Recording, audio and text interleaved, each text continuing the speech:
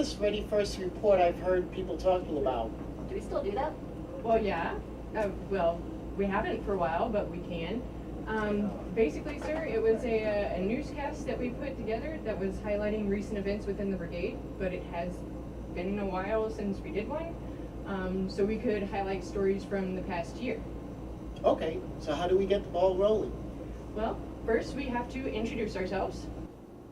I'm Staff Sergeant Kristen Dewis. I'm Major Alan M. Polonies. And I'm Sergeant Sarah Goss, and this is your Ready First report. Hey, I'm Ross Cobbin, Ready 6. Here sitting in the headquarters, which I hate being in the headquarters. I want to be out with some soldiers. I heard a rumor the other day that they think that I sleep in this. It's not true. Not true at all. I sleep in this. I'm ready first, 24/7, 365. Check this out, baby. Now I want to get out of this headquarters and go talk to some soldiers. Who's with me? Soldiers from 1st Brigade's headquarters and headquarters company, HHC, spent the week of Halloween preparing for the Ready First haunted house. With 2 versions of the haunted house to run through, how do we tone down the gore for the legal portion so that we don't scare the 5-year-old kids? the setup was no small task, but the end result seemed to be a huge hit. Although there were mixed reviews on the overall scare factor. That was fun. That was so scary. Oh my goodness. Cool. Did you think it was scary? Well, no. So, this is Rick Ross Kaufman here, Ready 6. I've been working on my beatbox.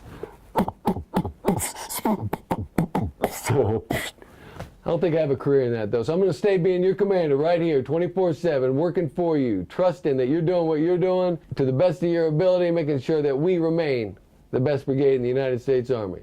Elite medical soldiers from around the installation competed for a chance to represent Fort Bliss in the Army's 20th annual Best Medic competition.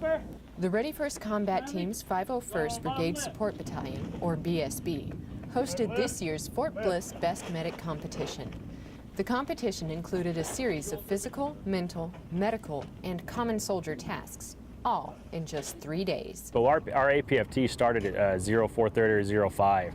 That lack of sleep, I think, really made it difficult for them. That when they finished the buddy run on the night of that first day, we released them probably around 1800, but they were completely exhausted, having done an APFT, been out in the sunshine at McGregor Range doing the M16 and M9 shoots out there, and then to end the day with the buddy run, that 3-mile smoker, they were just exhausted, I'm sure. And it seemed as if at least some of the contestants agreed that the pace of the competition made it all the more difficult. The hardest part, I'd say the general fatigue over the last 3 days. We haven't had a lot of sleep, and we haven't had a lot of downtime in general, so just kind of staying motivated and just making sure that that fatigue doesn't set in.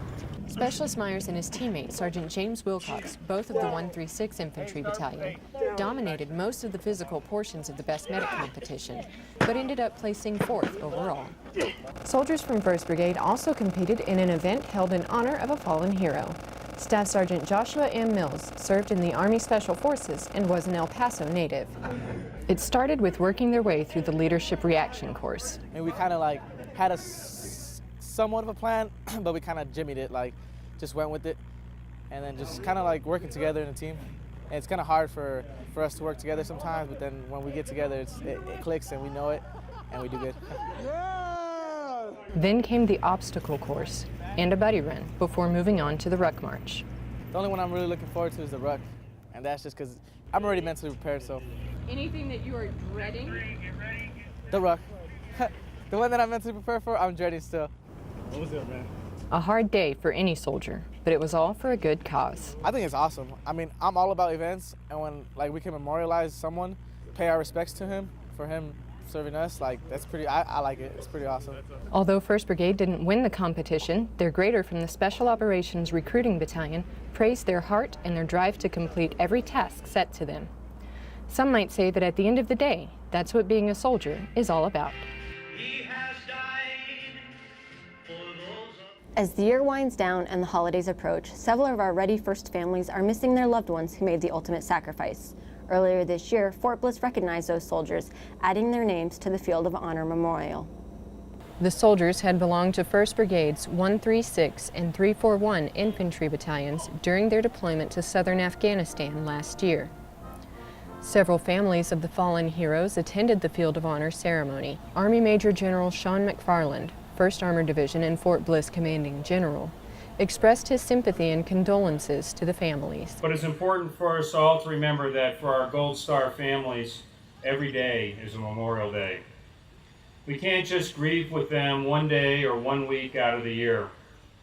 We need to support them all year, every year, until the passage of time can dull their pain, though we must understand it can never remove it. General McFarland and 1st Armored Division Senior Enlisted Advisor Command Sergeant Major Lance Lear unveiled the memorial wall, and the Gold Star families were the first to view the new names.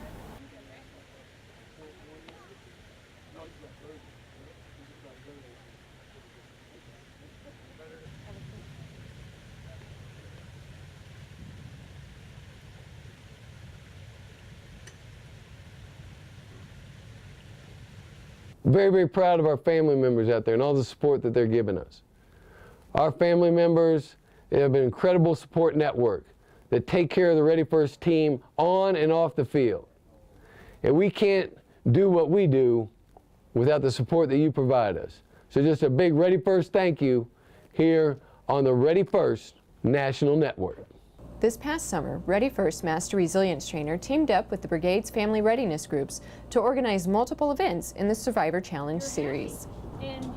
Soldier spouses and kids are coming together once a week throughout the summer for the Ready First Survivor Island series.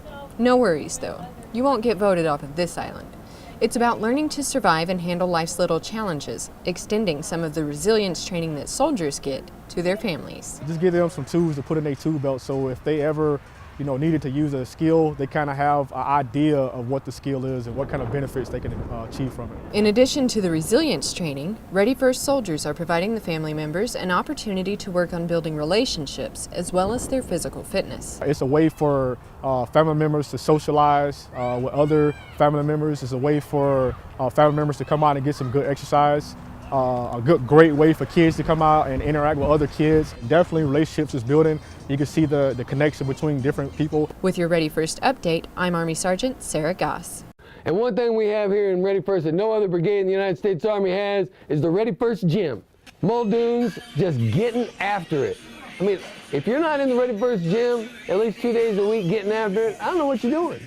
We even got some music blaring through the speakers. Speaking of music, I don't know if you've heard our selection, but we got quite the montage of rap and pop culture coming through the Ready First speakers every day. It's amazing. We got 50 Cent, we've got, and I did say 50, we've got Eminem, we've even got some throwbacks. It's absolutely amazing. So while you're getting after it, while you're sweating, while you're breathing heavy, you can listen to the Ready 6 playlist, edited, so it's a family edition. If you can't make it to the Ready First gym, the next best thing is a good old-fashioned run, especially if it's a brigade run. Especially if it's a brigade run led by Colonel Kaufman. But if Ready 6 is leading the way, make sure you don't fall out. Or at the very least, be smart about it. If you fall out of this run, glom together. I saw some great PT today. Right here in the Ready First team, running around, people were just getting after it. They were fully meeting my criteria of good PT, which is breathing hard and sweating. If you're breathing hard and sweating, that's good PT. It can be PRT, it can be CrossFit, it can be multifunctional fitness, it can be Olympic lifting, it can just be running. As long as you're breathing hard and sweating, I know that you're getting a workout in. That's what we're about, getting a workout in every day. You only get 1 hour. We're paid professional athletes. 1 hour a day. Ready First soldiers definitely get good PT within the brigade, but sometimes you see soldiers getting that good PT and loving it. Soldiers who have the drive to do more than what their current MOS has them doing. And then those soldiers seek to apply themselves in a way that benefits the bigger picture of the Army. One such Ready First soldier volunteered to attend the Special Forces Assessment and Selection course, and his Ready First leadership supports him. This is Sergeant Brandon Schlotterbach. But he's not your average Special Forces candidate. First, there's his determination to not let his medical history stop him from getting where he wants to go. Growing up in Columbia City, I was a 5-sport athlete, played all sports I could. And then before going into high school, I was diagnosed with cancer and fought that for a year. I tried to join the Army right out of high school, but due to still not being in remission, they wouldn't allow me to join. It took them 7 years for the Army to allow me to get in due to waivers and time restrictions on the cancer that I had. Something else that distinguishes Sergeant Schlotterbach from most of his fellow Special Forces candidates is his current military occupational specialty. I'm a 42 Alpha, Human Resources. It's a very important job in the Army, but I want to do bigger and better things. To that end, he contacted the Special Operations Recruiting Battalion on Fort Bliss and got permission from his leadership to begin attending physical training with the Special Forces Career Center. The PT that we provide here is a little bit different than what they're doing at the unit and a little bit different than what the soldier's doing on their own. It's all about longevity and core. If the soldier has never done a 12-mile other than basic training, when that soldier attends selection and he does a 26-mile at the end, his body's in shock.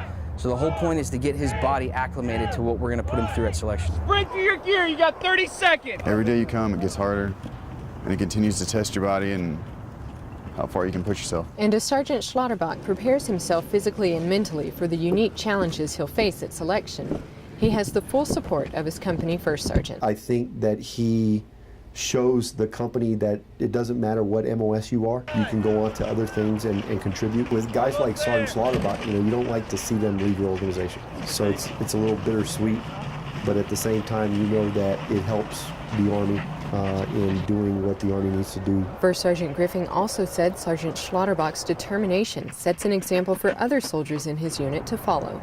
Although Sergeant Schlotterbach did not get selected, another Ready First soldier, Specialist Nathan O'Malley from Charlie Troop 61 CAF, has been selected to the Army Special Forces. Congratulations to Specialist O'Malley. Okay, I got a big message out there to Ready First team and all of El Paso. The left lane is the fast lane and the right lane is the slow lane. Can you keep with me? Stay with me here, folks. I look, and I just want to know, where else in America can we have the awesome treat of buying 4-foot-long pixie sticks at every red light? That's incredible. All right? That's why I'm here in El Paso. This place supports us better than anywhere in the United States. I mean, you can get limes, newspapers, pixie sticks. El Pasoans are the best. They support us not only when we're away, but while we're at home. I can feel it from the community because I know they love Ready First soldiers and Ready First soldiers love them. So remember, pixie sticks, limes, newspapers, and the left lane is the fast lane. Our Ready First food service specialists showed how truly spectacular they could be at last month's Thanksgiving meal service. Beautifully decorated cakes, fantastically carved animals, and an edible gingerbread house transformed the dining facility into an around-the-world tour. All right, okay, well, this pretty much brings us up to date. But what about future events? Didn't Colonel Kaufman have some information on some upcoming training? We've done a great job of getting after our fitness, our lethality at the individual level, our individual and low-level collective training. But come 1 January, we're going to start focusing on combined arms live fire, integrating our warfighting functions at echelon. We're going to start working on lethality from not only the individual level, but all the way up through each one of our weapon systems to include joint fires and our battle drills. So if we can conduct combined arms live fire, tough, realistic training, we will continue to be the premier brigade in the United States Army. There was something about NTC too, though. All right, we're going to the National Training Center, the Super Bowl of training events.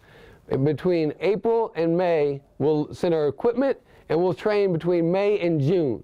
It's going to be awesome. I'm calling it now. The best rotation ever. Dun, dun, dun. This has been your Ready First report. Thanks for watching.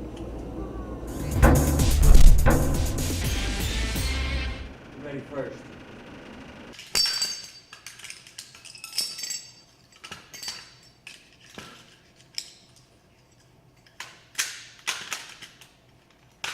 Ready first.